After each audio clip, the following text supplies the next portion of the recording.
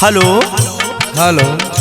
का हो करे जा 3 बजे भोरवा में फोन लगाए थे और तोरे नींद उद ना आवत में इतना ठंडी पड़ता। तोहरे लिए जाड़ और पाला होए राजा। हमार बात सुना। सुनावा सुनावा का कहा था। हो पुसवा के जाड़ बड़ सतावई हो, घरे चलियो का सजना।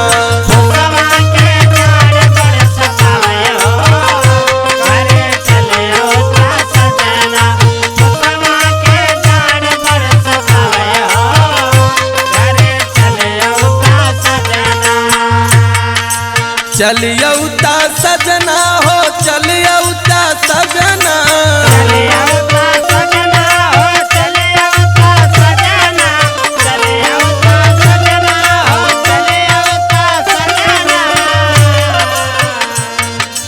तोहरे बिन जुगती के लगावई हो, घरे चलियो ता सजना।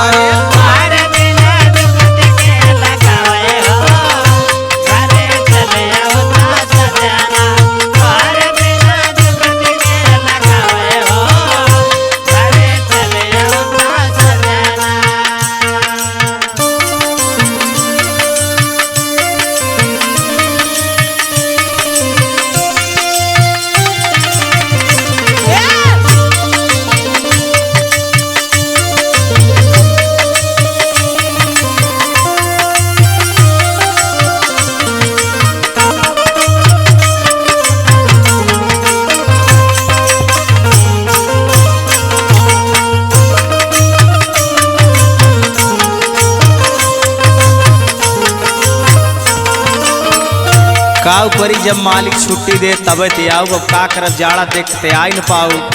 और सुनावा का कहा था। सुना से जिया पे ओढ़ सुती के तनोरा जइया।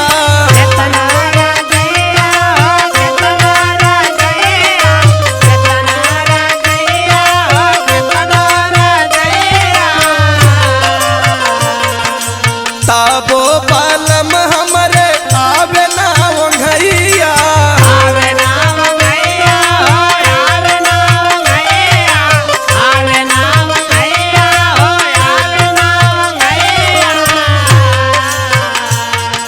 से जिया पे ओढ़ सुती के तनोरा जइया। ताबो बालम नाही आवेला वंघइया। रही रही के सुधिया तोहरे आवे हो, रही रही के सुधिया तोहरे आवई हो। घरे चलियो त्या सजना।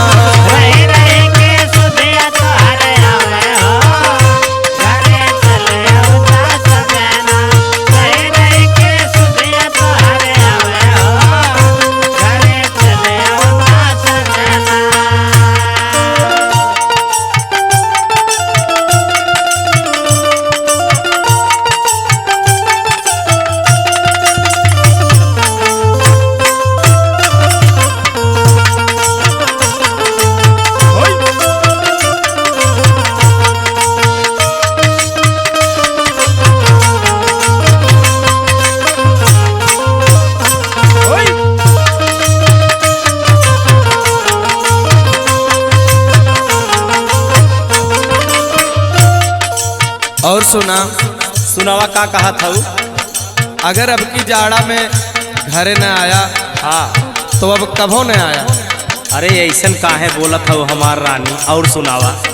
सुना राहुल हनुमान बुझा मेहर के लचरिया।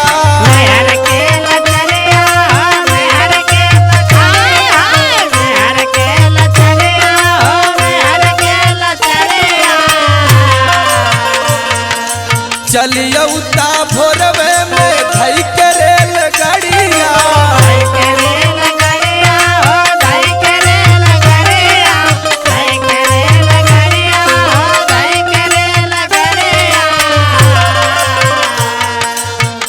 राहुल हनुमान बुझा मेहर के लचरिया।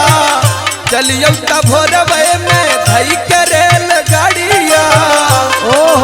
तोहरा बिन सलिया के ओढ़ावई हो,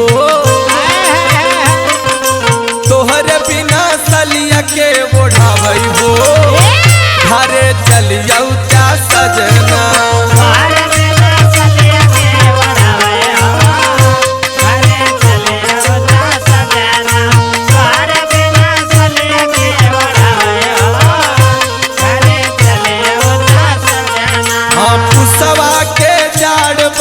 सतावई हो, घरे चलिया क्या सजना।